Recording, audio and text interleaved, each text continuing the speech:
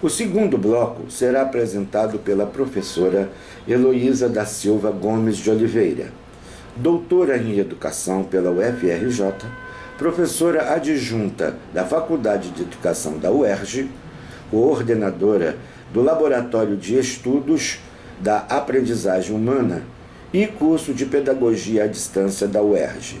Atua na área de Psicologia, com ênfase em aprendizado e desempenho acadêmicos.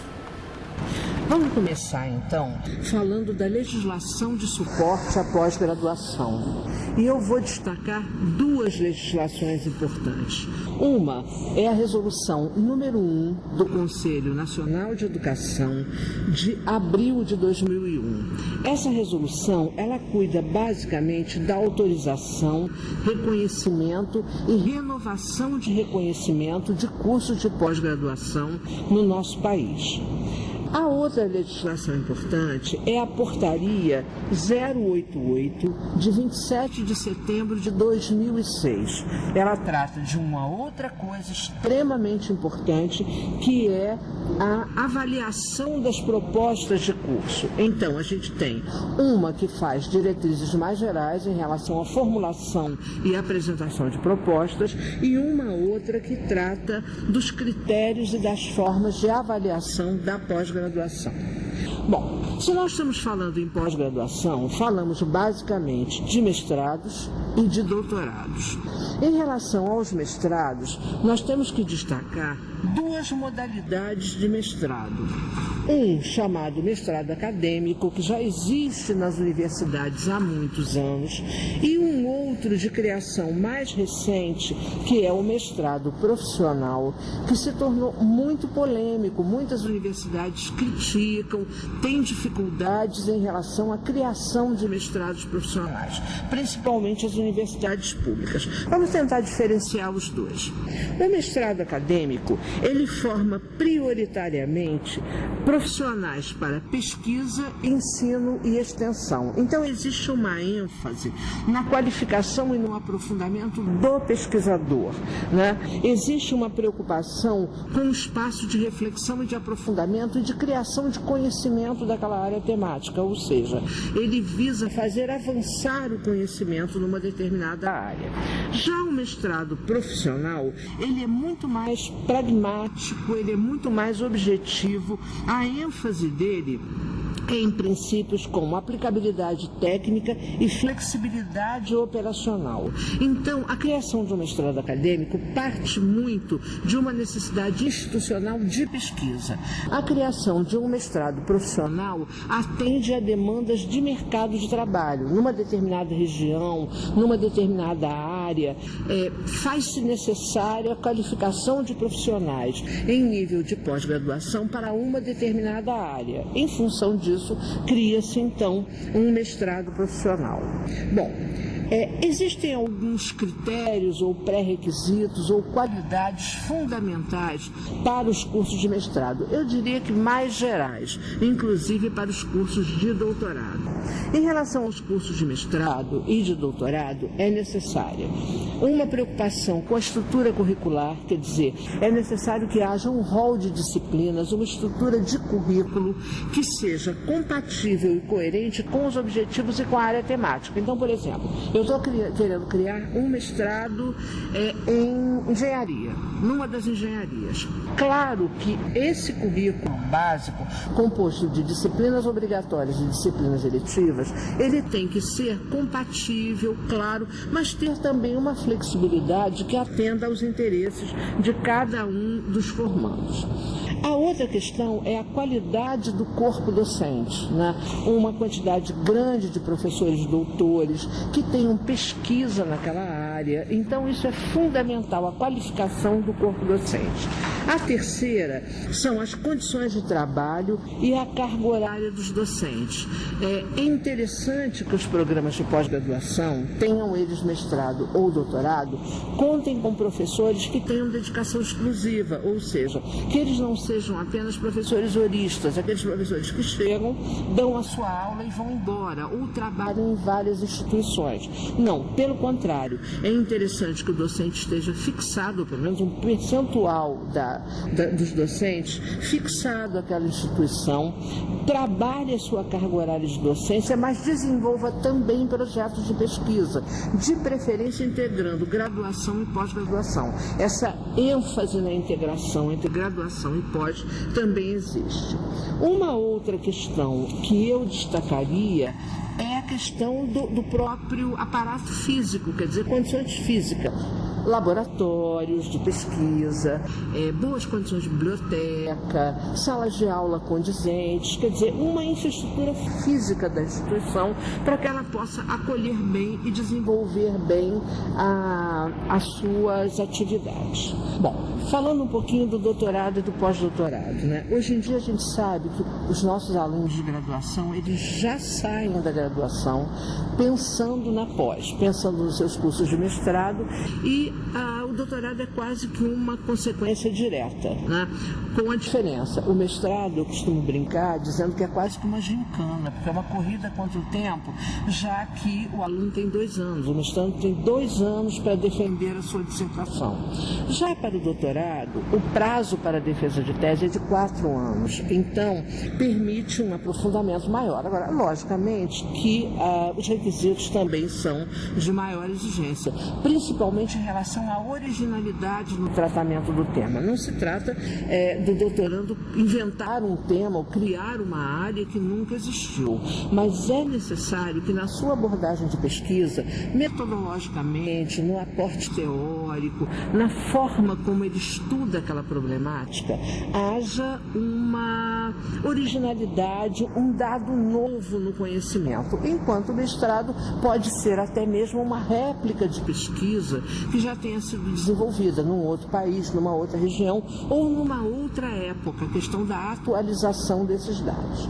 Bom, e nós temos ainda a figura do pós-doutorado. O pós-doutorado é uma atividade muito mais livre, em que um professor já doutor desenvolve ou uma continuidade do seu projeto de pesquisa ou um novo projeto de pesquisa numa instituição.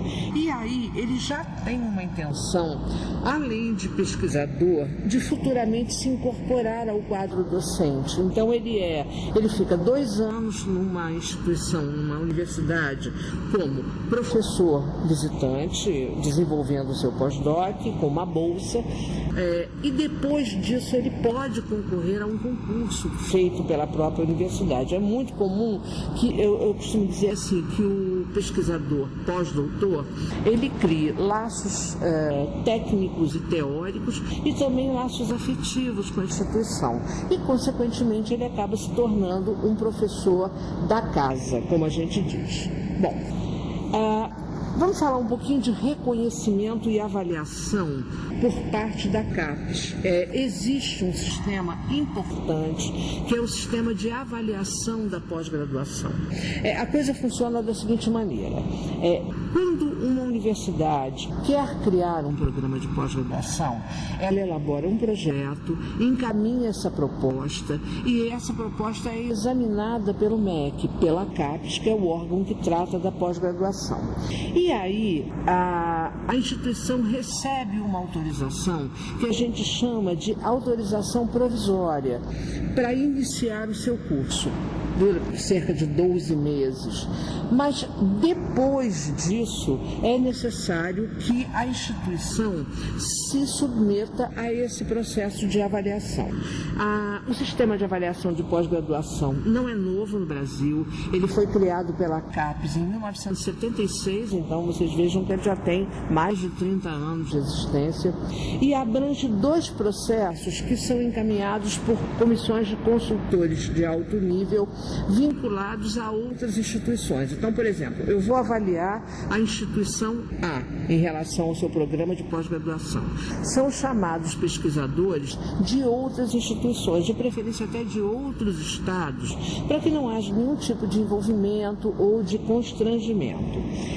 Existe um conjunto de princípios e diretrizes emanados da CAPES em relação à qualidade, alguns deles eu já falei aqui, né? A questão da qualificação do corpo docente, tempo de dedicação, condições físicas, o tempo de integralização do curso curso, quer dizer, que os mestrandos e doutorandos estejam dentro dos seus prazos para desenvolvimento das atividades, e essas atividades, elas são então avaliadas. Existe uma visita de avaliação, contato com os coordenadores da pós, contato com os professores dos programas e contatos com os próprios alunos. Normalmente a comissão de avaliação, ela mora na instituição durante, aí depende do tamanho, 1 dia, 2, 3, e traz uma série de documentos e solicita uma série de documentos para serem avaliados naquele momento, né?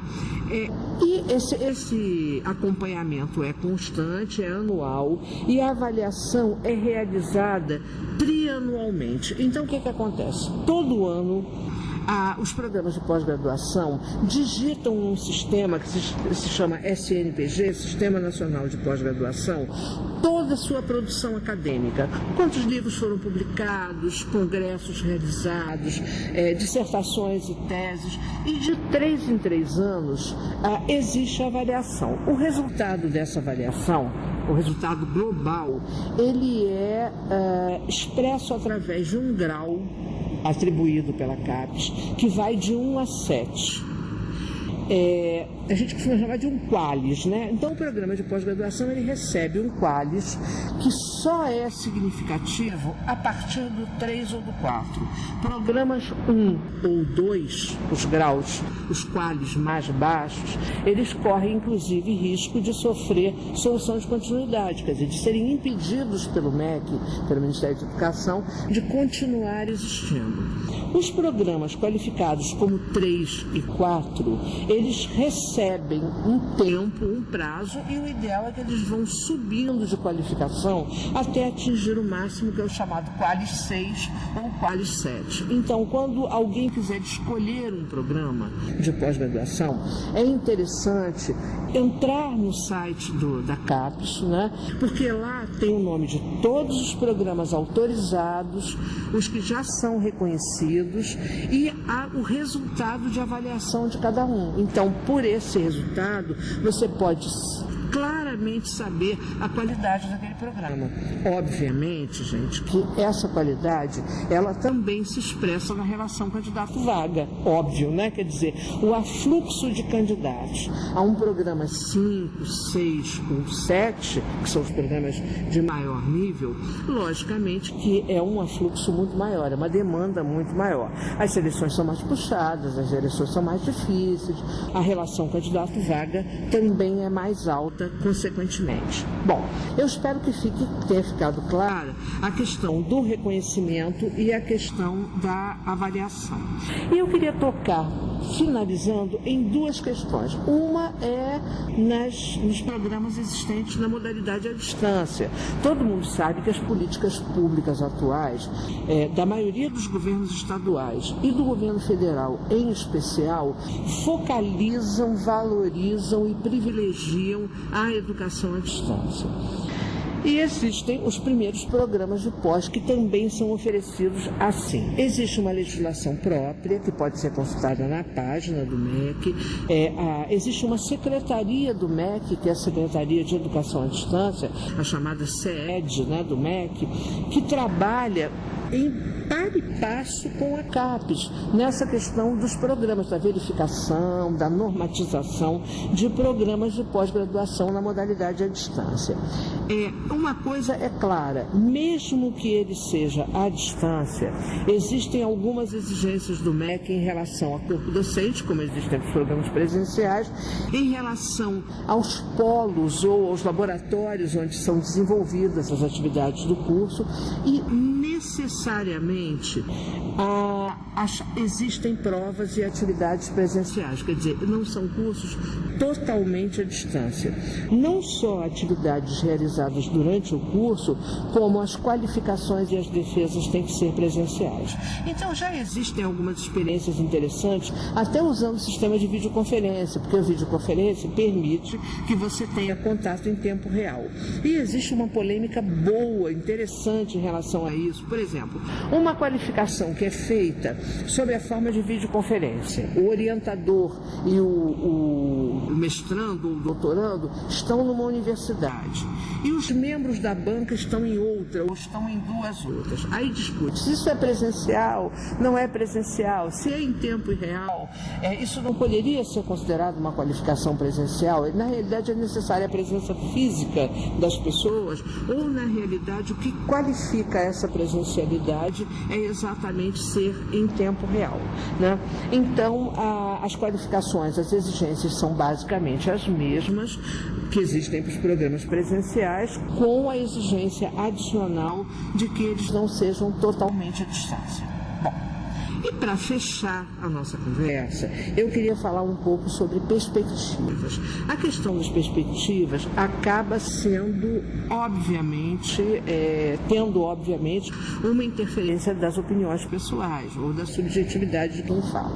Eu diria para vocês que eu sou uma pessoa extremamente esperançosa em relação à pós-graduação. E vou justificar isso muito tranquilamente.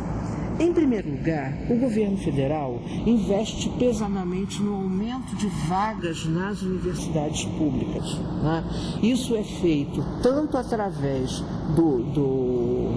da criação de novas universidades em localidades do Brasil que nunca pensaram ter universidade pública, mas também com o ProUni, que aproxima as universidades públicas das universidades particulares. Então, a questão da multiplicação das vagas, da proliferação das vagas, é real, é incontestável.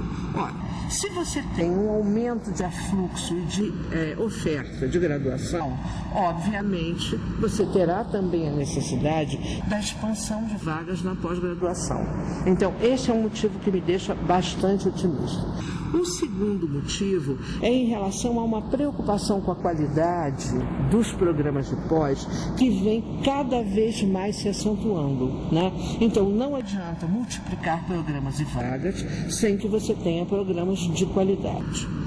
Em terceiro lugar, a questão da criação dos mestrados profissionalizantes. Diferentemente de alguns colegas que valorizam os mestrados acadêmicos, mas não dão valor aos mestrados profissionalizantes, eu acho importante a existência desses mestrados mais objetivos e práticos e que atendam às necessidades de desenvolvimento do Brasil.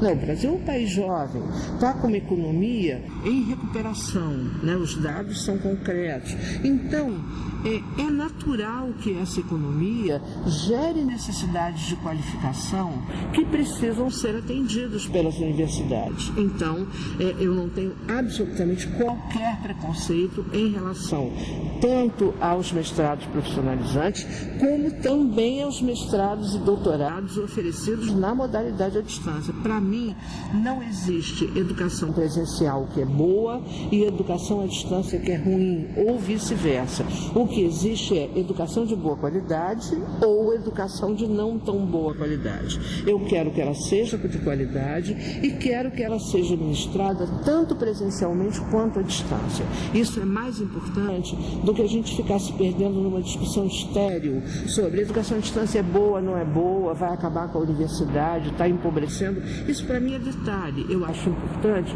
a exigência da qualidade dos cursos que vão sendo ministrados. Então, por esse conjunto de fatores e pela importância que existe da pós-graduação criar conhecimento nativo, quer dizer, criar conhecimento brasileiro, independente da gente ter que conhecer as teorias, os modelos, os aportes existentes em outro país, é necessário que seja feita não só uma releitura desses modelos à luz da realidade brasileira, mas também a criação de conhecimento nosso, quer dizer, né? Uma reserva de domínio teórico, técnico, né?